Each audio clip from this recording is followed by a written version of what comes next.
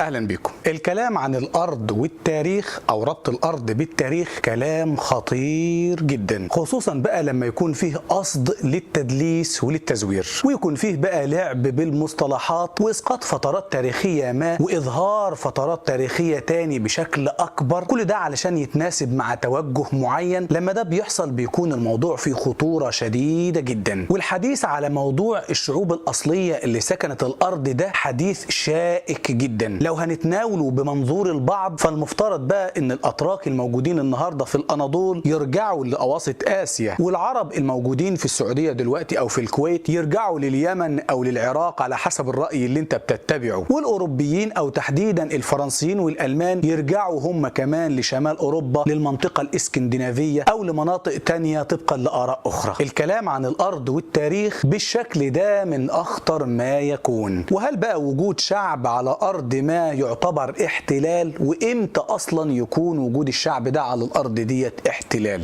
علشان كده نصيحتي دايما بتكون ان لما نتكلم عن الارض والتاريخ او ربط الارض بالتاريخ مع اي حد لازم ما نتكلمش الا لما نكون لمين الموضوع كله من البدايه، واهم حاجه البدايه الصح وبالترتيب وبالتتابع الصح، مش ننزل كده بالباراشوت في فتره زمنيه محدده ونعتبر ان هي ديت التاريخ كله وان هي ديت البدايه وكمان النهايه. وموضوعنا النهارده مثال على كده. الغرب دايما وزيولهم اللي عايشين بينا من سريحه التاريخ وفقاقيع الثقافه لما بيبداوا تاريخ الاندلس دايما بتكون البدايه مع الرومان. بص كده على ويكيبيديا او بص كده على المواقع المختلفه بل وعلى قنوات اليوتيوب بتبدا تاريخ الاندلس من الرومان في معظمها طبعا، وكأن الرومان دول شعوب سكنوا في الارض ديت وهم اللي اسسوها وبنوها، وكأن ما كانش فيه من قبلهم شعوب اللي هي الشعوب الأصلية للأرض ديت. الرومان عبارة عن طغمة حاكمة بكتائب عسكرية، مش شعوب بتسكن الأرض زي ما حكموا بلاد الشام ومصر وغيرها من منطقة حوض البحر المتوسط. فما ينفعش لما تيجي تبدأ تاريخ الأندلس تبدأه من الرومان وما تتكلمش على الإطلاق بالشعوب الأصلية أو الشعوب الأولى اللي سكنت في الأرض ديت. ولما بيحبوا يتكلموا عن بداية تانية لتاريخ الأندلس بينط على طول من الرومان لحد القوط الغربيين اللي هم القبائل اللي تعتبر قعدت في الأندلس أقل فترة من الشعوب من قبل كده طوال تاريخ المنطقة القديم، عشرات بسيطة من السنوات حوالي 90 سنة. بيحبوا دايما تكون البداية من عندهم لو مش هيبدأ من الرومان لما بيتكلموا عن الأندلس، وبيحبوا دايما يعتبروا ان السنوات البسيطة ديت هي الأصل وهي البداية. والسبب ببساطة ان لما تيجي تتكلم بعد كده عن دخول المسلمين للأرض ديت وبنائهم لحضارة استمرت حوالي 800 سنة، لما يرجع بقى يكلمك عن دخول القوط الغربيين مرة تانية للأرض وطردهم للمسلمين يسميها لك بحروب الاسترداد أو بحروب التحرير، على الرغم زي ما قلت لكم إن أقل فترة قعدتها قبائل في الأرض ديت كانوا القوط الغربيين. هو ده التدليس اللي بنتكلم عنه، ما يجيبلكش الموضوع من أصله ولا من بدايته، ينزل بالباراشوت كده على فترات زمنية محددة ويعتبر إن هي الأصل وهي كل التاريخ للمنطقة، ويسقط دايما الشعوب اللي سكنت في الأرض ديت قبل الرومان، ويسقط كمان الشعوب اللي سكنت في المنطقة ديت بعد الرومان وقبل القوط الغربيين. كريستوفر كولومبوس هو مكتشف الأمريكتين، وكأن الأمريكتين دول ما كانش فيهم شعوب قبل كده ولا حتى حضارات، أهم حضارة الإنكا وغيرها. شامبليون هو اللي فك رموز الأبجديات المصرية القديمة، وكأن ما كانش فيه قبله ابن وحشي وجابر بن حيان وغيرهم من العلماء العرب والمسلمين اللي ليهم كتب كاملة عن فك رموز الأبجدية المصرية القديمة. جابر بن حيان ايوه زي ما انت سمعت كده ليه كتاب عن الموضوع ده، انما هو لا ما يشوفش الكلام ده كله. وخلونا نبدا موضوع حلقتنا النهارده على طول علشان نعرف احنا بنتكلم عن ايه، ونحكي حكايه الاندلس وبدايه حكايه الاندلس اللي دايما بيحبوا انك ما تعرفهاش. وبيبدا تاريخ الاندلس مع ليسا او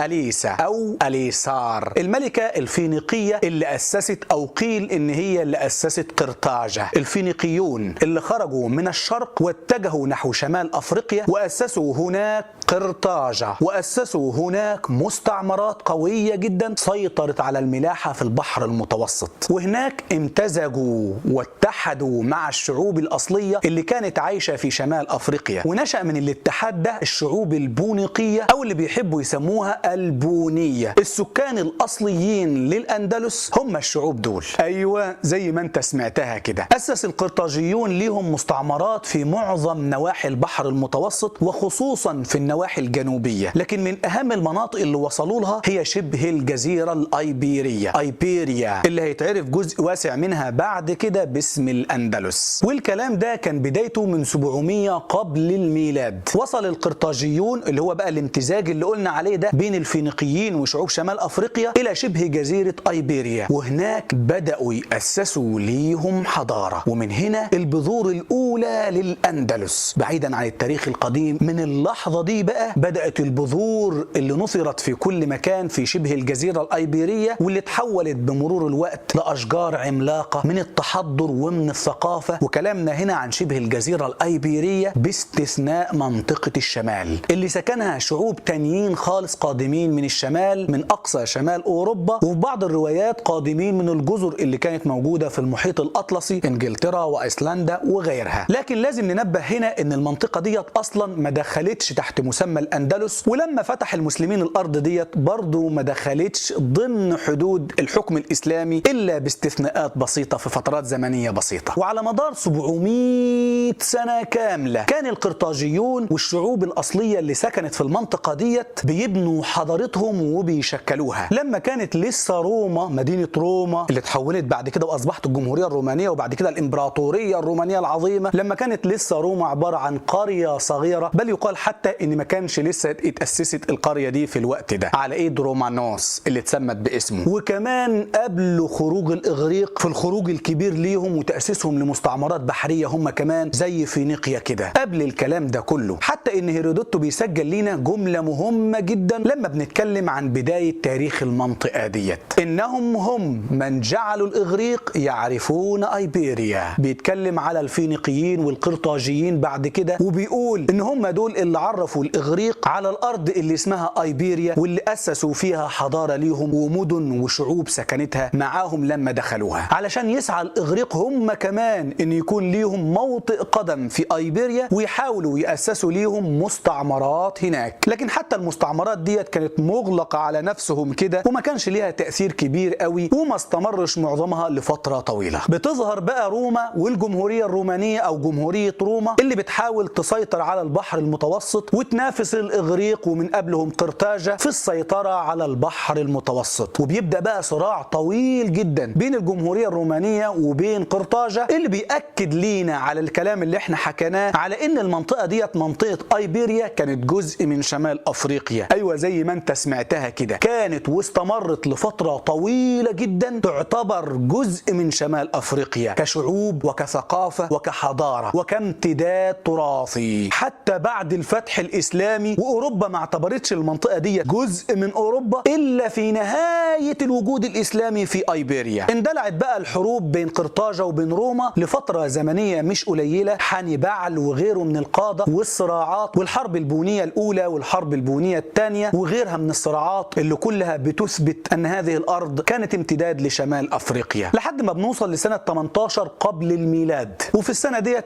قدر الرومان ان هم يدخلوا أيبيريا ويسيطروا عليها ويسجلوا نفسهم كمحتلين، زي معظم الكتب على فكرة التاريخية ما بتذكرهم كده، الغربية قبل الشرقية، ان هم دخلوا كاحتلال للأرض ديت اللي فيها شعوب ساكنة. بعض الشعوب رجعت مرة تانية لشمال أفريقيا، والبعض استمر في تواجده في أيبيريا تحت بقى السلطة الجديدة اللي هي السلطة الرومانية. الرومان مش شعب جه سكن في أيبيريا، وإنما سلطة حكم واحتلال، زي ما دخلوا إلى ليبيا وزي ما دخلوا إلى مصر وبلاد الشام وغيرها من المناطق التانية. الشعوب في المناطق ديت كانت موجودة واستمر وجودها، وده بالظبط اللي حصل في أيبيريا. وعلى مدار 400 سنة كاملة، وبعد سيطرة الرومان كمان على أجزاء واسعة من شمال أفريقيا وفرض الرومان اللغة بتاعتهم اللي هي اللغة اللاتينية على المنطقة كلها، نوصل لسنة 400 ميلاديا، وتدخل بقى الإمبراطورية الرومانية الغربية تحديدا في طور الضعف والانحلال. وبتبدأ بقى مجموعات من القبائل الجرمانية، مش القوط الغربيين خالص، خد بالك، هو بينط من الوجود الروماني للقوط الغربيين على طول، لا لا لا لسه بدري قوي على القوط الغربيين دول. مجموعات من القبائل الجرمانية بداية من سنة 400 ميلاديا بتدخل شوية بشوية مع شعوب الأيبيرية وبتسكن معاهم، وأهمهم كان الوندال وأخواتها، قبائل الوندال أو الفندال وأخواتها من القبائل الجرمانية الثانية، لكن في القلب منها هنا الوندال، اللي واحدة واحدة كده وشوية بشوية ومع ازدياد أعداد بلادهم في ايبيريا او في شبه الجزيره الايبيريه قاموا على طول بعزل سلطه الرومان من هذه الاراضي، وانشأوا ليهم دوله قويه ومملكه قويه بعد امتزاجهم بالسكان الاصليين، علشان تدخل بقى المنطقه كده في طور جديد من الثقافه ومن الحضاره، حضاره الوندال، واللي بيهم واللي من اولهم اتعرفت الارض ديت واتسمت باسمهم وندال او اندال، اللي جت منها واشتق منها الاندلس، لتبدا بقى فتره معرفه الارض ديت بالاسم الجديد ارض الاندلس، وهي لسه فيها الشعوب الاصليين اللي ساكنين فيها من قديم، ومعاهم دلوقتي كمان الوندال اللي الارض اتعرفت باسمهم، واللي احنا بنقوله وبنأكده علشان بيدل على مدى البصمه الحضاريه اللي عملوها وعلى مدى تأثيرهم واندماجهم مع السكان الاصليين. وعلى مدار 200 سنه كامله كانت المنطقه بتعيش في سلام نسبي الى حد ما، واللي من اول ظهور الاسم بقى بندخل في الدراسات اللي بتحاول تبدأ تاريخ الاندلس من اول هنا، والبدايه بتكون مع مجموعتين من المجموعات المهاجره، كل مجموعه منهم انطلقت نحو الغرب، بتختلف ثقافيا وحضاريا وحتى دينيا. المجموعه الاولى من المهاجرين اسمها مجموعه او قبائل القوط الغربيين، واللي كانوا في البدايه بيدينوا بالديانه الاريوسيه او المسيحيه الاريوسيه، اللي بيؤمنوا فيها ان المسيح مش ابن الله، وبيختلفوا اختلاف شبه جذري عن المسيحيه الكاثوليكيه اللي كانت موجوده في ايطاليا، واللي كانت بدايه انطلاقهم من مناطق شمال الهند وشرق اوروبا باتجاه الغرب. والمجموعه الثانيه هي مجموعه القبائل العربيه اللي خرجت من منطقه الحجاز، واللي كانت بتدين بالاسلام، واتجهت في البدايه المجموعه ديت نحو الشمال، وبعد كده اتحركت مجموعات منهم نحو الغرب. المجموعه الاولى وصلت ايبيريا، وهناك بدأ بقى القوط الغربيين يكتسحوا الاراضي دي كلها كده علشان يهاجر معظم الوندال ومعظم الشعوب الاصليين للجنوب لشمال افريقيا، واللي هم اجدادهم من البدايه. اما الوندال فامتزجوا مع الشعوب دول كمان، لدرجه ان احنا بنقف في التاريخ في المنطقه ديت وفي الفتره ديت لما بنجي نتكلم عن الوندال بيختفي ذكرهم من التاريخ، وهو الامر اللي بيدل قد ايه ان هم امتزجوا مع الشعوب الاصليين والسكان الاصليين للاندلس والشمال افريقيا، علشان توصل المجموعه الثانيه اللي هي المجموعه العربيه والاسلاميه الى شمال افريقيا. فيبدا بقى الشعوب الاصليين للاندلس المهجرين والشمال افريقيا يدخلوا في الاسلام، مش بس كده بل ويطلع منهم قاده يقودوا الجيوش الاسلاميه، مش بس كده بل ويحاولوا يقنعوا اعلام المسلمين من العرب بضروره العوده الى الاندلس وبضروره دخول وفتح الاندلس. فتبدا الجيوش العربيه والاسلاميه بقياده من الاندلسيين انفسهم اللي شاركوا معاهم علشان يدخلوا مره تانية الى الاندلس ويتم فتح الاندلس، واللي بعدها على طول بتنسحب المجموعه الاولى اللي سكنت الارض ديت من عشرات السنوات البسيطه، تقريبا حوالي 90 سنه، بتنسحب الى الشمال، وبترجع الشعوب الاصليه مره تانية للارض ديت مع العرب، وما ينفعش نقول مع المسلمين لان هم كمان اصبحوا اصلا مسلمين، علشان يرجعوا لارضهم وللمدن بتاعتهم ولبيوتهم ولحضارتهم، ويعيش معاهم كمان العرب، ويأسسوا مع بعض كده بالاسلام حضاره عظيمه جدا اسمها حضاره الاندلس، اللي استمر وجودها في الارض ديت ما يقارب ال 800 سنه، 800 سنه كامله، خرجت منها علوم اضاءت الدنيا كلها وعلمت البشريه كلها، ولا ينكر ذلك الا كاذب. اما القوط الغربيين فانسحبوا للشمال وانسحبوا لاوروبا، واستقبلتهم اوروبا ودفعت عنهم، خصوصا ان هم غيروا المنهج بتاعهم للمنهج الكاثوليكي بعد ما كانوا اريوسيين. خد بالك بقى، هو ما يشوفش كل اللي انا قلته دلوقتي، هو بس يكلمك عن القوط الغربيين اللي هي المجموعه اللي قعدت اقل فتره في الارض ديت عشرات السنوات. قبلها كان في حوالي 700 سنه سكنت الشعوب ديت في الارض ديت ايام قرطاجه، وسكنوا كمان 400 سنه تانية تحت حكم الرومان. اكتر من 1000 سنه الشعوب دي ساكنه في الارض، ولما جه القوط الغربيين وطردوهم وبعد كده هم رجعوا مره تانية لارضهم وطردوا القوط الغربيين، سكنوا حوالي 800 سنه تانية، يعني ما يزيد عن 1000 سنه قبل القوط الغربيين وما يقارب ال 800 سنه بعد القوط الغربيين، والقوط الغربيين بس سكنوا في الارض ديت حوالي 90 سنه. هو مش هيشوف من المده دي كلها كده الا ال 90 سنه بس. عشان كده بقول لكم ان الكلام عن الارض لما نربطه بالتاريخ كلام خطير جدا، وبيتم فيه تدليس كبير جدا. قبل سنه 268 ميلاديا كانت وصلت من فترة مش قليلة المجموعة الأولى من المجموعتين اللي بنتكلم عنهم النهاردة، اللي هي مجموعة القوط الغربيين، إلى منطقة البلقان قادمين من أعالي الهند. وفي السنة دي بقى 268 ميلاديا اتحركت قبائل القوط الغربيين علشان يوصلوا ويسيطروا على منطقة داكيا أو داتشيا اللي هي موجودة النهاردة في دولة رومانيا الحالية. ما استمروش كتير، تقريبا 76 سنة، علشان يتحركوا كده من داكيا أو من داتشيا إلى الدانوب، وهناك يحاولوا يستأذنوا من الرومان إن هم عاوزين يعبروا الدانوب. زعيمهم فرتجرين بيكلم بقى الإمبراطور الروماني الشرقي فالنس ويطلب منه إن هم يعبروا نهر الدانوب. فبيوعد الرومان القوط الغربيين بالأراضي والمراعي والمزارع والعيون والأنهار، وده في مقابل إن القوط الغربيين هيدافعوا عن الإمبراطورية الرومانية الشرقية ضد هجمات القبائل الشمالية. بيعبر بقى القوط الغربيين نهر الدانوب، لكن الرومان بيخالفوا وعدهم وما بيقدموش ليهم أي أراضي زراعية أو أي مراعي، علشان تبدأ مجموعات كبيرة جدا من الأطفال والنساء، نساء القوط الغربيين وأطفالهم، يموتوا من الجوع، لدرجة إن الأسرة القوطية كانت بتروح تبدل ولادها وتبيع ولادها للرومان مقابل الطعام. مجاعة شديدة جدا ضربت في القوط الغربيين علشان هم كمان يبدأوا يحضروا نفسهم لحرب الرومان انتقاما من الوعد اللي خالفوه. فيتحرك القوط الغربيين ويقابلهم الإمبراطور فالنس بالجيش بتاعه في معركة مشهورة جدا اسمها أدريانوبل، اللي بينتصر فيها القوط الغربيين انتصار ساحق، بل وبيقتلوا فالنس نفسه. فتنسحب المجموعات الرومانية المنهزمة ويتم اختيار إمبراطور جديد ثيودوسيوس الأول، اللي بيعمل معاهدات صلح بسرعة مع القوط الغربيين، وبيبدأ بقى يحاول يخليهم يستقروا في أراضي صالحة إلى حد ما ينفع يكون فيها راعي ومزارع وغيره. خدوا بالكم إن في الوقت ده كانت الشعوب الأصليين في أيبيريا عايشة، وكان الوندال بدأوا في الوصول إلى أيبيريا ويندمجوا مع السكان الأصليين، علشان بعد شوية هيفصلوا المنطقة كلها عن سلطة الرومان وهيأسسوا بقى حكم ذاتي بثقافة ذاتية وبحضارة ذاتية بيهم وليهم، واللي بيها اتعرفت الأرض كلها كده باسمهم الأندلس. يعني في الوقت اللي القوط الغربيين عايشين في مجاعة وفي حروب في مناطق بعيدة جدا عن أيبيريا، كانوا هم عايشين في سلام نسبي إلى حد ما وفي استقرار وفي حضارة. الصلح والسلام مع الرومان ما طولش كتير، علشان نتفاجئ كده بالرومان إن هم بيهاجموا قبائل القوط الغربيين وبيقتلوا منهم أعداد كبيرة جدا، بيقال إنها وصلت ل 30,000 من عائلات القوط الغربيين. وبسبب المجزرة دي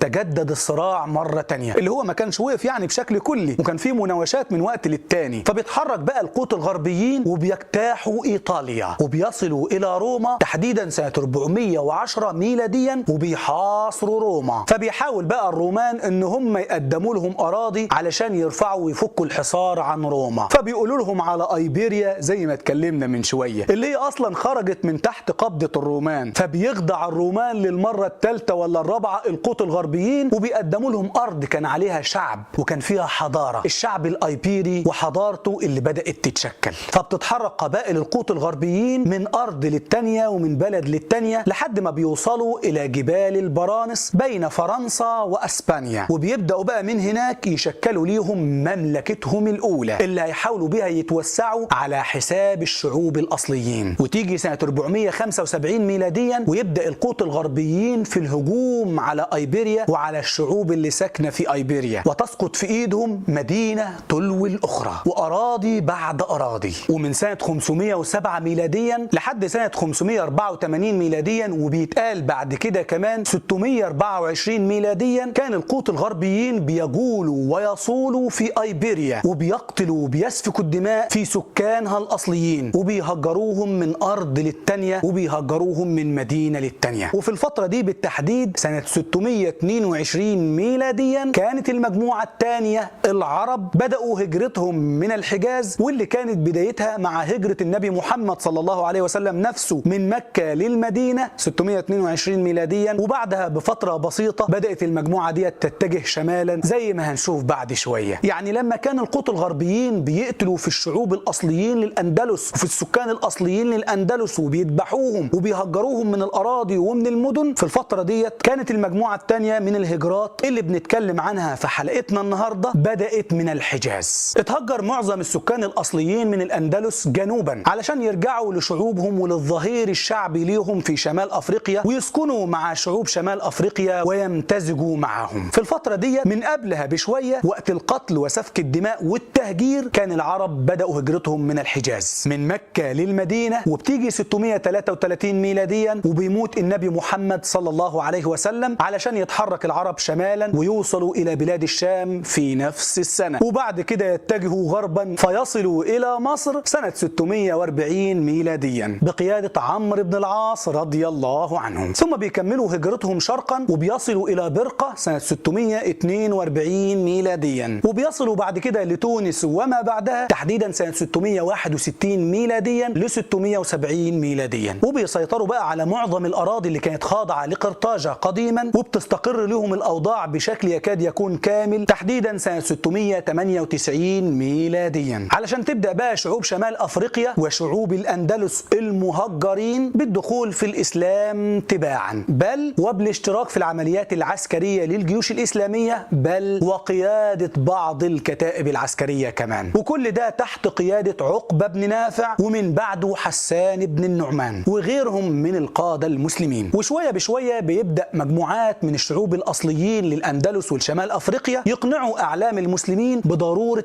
إعادتهم مرة تانية لأرضهم في الأندلس، فبتتحرك بقى الجيوش الإسلامية بقيادة طارق بن زياد اللي هو واحد من السكان الأصليين أصلا من الشعوب ديت، شعوب شمال أفريقيا، وده حسب رأي ابن خلكان وابن عذاري والإدريسي. طبعا في رأي تاني بيقول إن هو كان عربي، بل إن في رأي بيقول إنه كان فارسي، واختلاف الآراء ده بيدل على حاجة واحدة بس، إن العرقية في الوقت ده وفي الفترة ديت ما كانش ليها أي اعتبار مع وجود الإسلام. الإسلام حول شعوب المنطقة دي كلها كده إلى عرقية واحدة وقومية واحدة اسمها القومية الإسلامية أو عرقية الإسلام، دمه أصبح بيجري فيه الإسلام، مش عربي أو فارسي أو من شعوب أو أعراق شمال أفريقيا اللي ياخدوا بالكم أعراق كتير، وهيخدعوك ويقولوا لك إن شمال أفريقيا كان فيها عرق واحد اسمه الأمازيغ، وهيخدعوك ويقولوا لك إن في قومية بتجمع شعوب شمال أفريقيا، وهيخدعوك ويقولوا لك كده. لسه قايلين من شوية إن الفينيقيين جم للأرض ديت وامتزجوا بسكانها، ولسه قايلين من شوية إن الويندال أو الفيندال جم من الشمال وامتزجوا مع شعوب المنطقة، فاوعى يخدعوك ويقولوا لك إن المنطقة ديت وشعوبها كانوا عرقية واحدة. اتحركت شعوب المنطقة دي مرة تانية بالدين الجديد وبالقيادات الجديدة وبالمرجعية الجديدة، لكن بقيادة السكان الأصليين نفسهم أو أبنائهم بقى وأحفادهم اللي تهجروا من عشرات السنوات من الأرض ديت وبجنودهم وبجيوشهم، طبعا بالاشتراك مع الجيوش العربية ومع القادة المسلمين العرب، علشان يدخلوا مرة تانية للأندلس ويوقعوا بقى هزائم قاتلة بالقوط الغربيين اللي بينسحبوا شوية بشوية نحو الشمال. بيرجع السكان الأصليين للأندلس وبيبنوا حضارة عظيمة جدا استمرت ل 800 سنة بعد ما قعد في الأرض ديت القوط الغربيين من حوالي 600 ميلاديا، لكن ما استقرتش لهم الأوضاع إلا بعد كده فترة طويلة لحد 711 ميلاديا لما رجع السكان الأصليين لأرضهم مرة تانية. هي دي الحكاية وهي دي البداية وهو ده التتابع وهو ده الترتيب.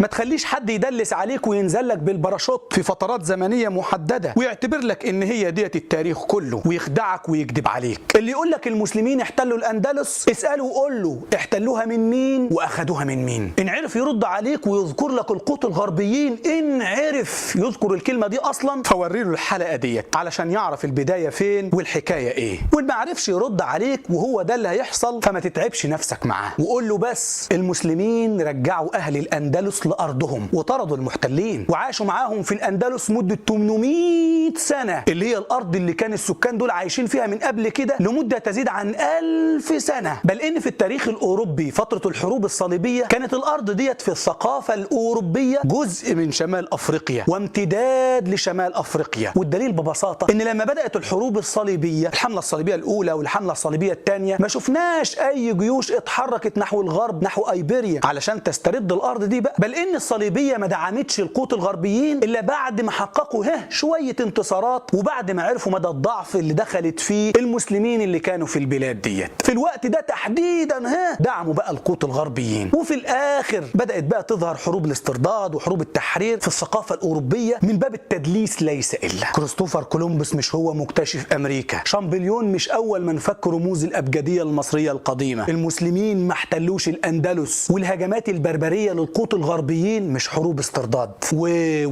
وكم كبير جدا من الأكاذيب ومن التدليس اللي بيلاقي عندنا للأسف أبواق على اليوتيوب وفي المواقع الإلكترونية بيرددوها وبيدعموها وبيتكلموا فيها. فقاقيع الثقافة وسريحة التاريخ. 800 سنة أسسوا حضارة عظيمة اسمها حضارة الأندلس، علمت البشرية كلها وتركت بصمتها في الحضارة الإنسانية اللي تأثيرها ما زال موجود لحد النهاردة.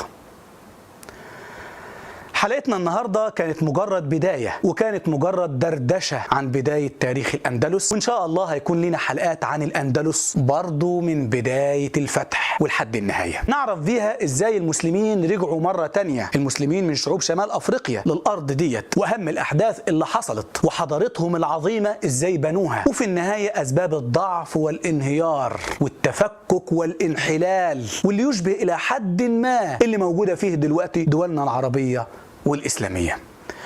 أتمنى حلقة النهاردة تكون عجبتكم، يا ريت أكون قدمت لكم أي معلومة مفيدة. علقوا لنا على الحلقة بصفة عامة وإحنا بنتقبل كل التعليقات ما دام مكتوبة بشكل إيجابي. اعملوا لنا لايك وما تنسوش تشتركوا في القناة اللي لسه ما اشتركش، ونشوفكم في الحلقات الجاية، والسلام عليكم ورحمة الله وبركاته.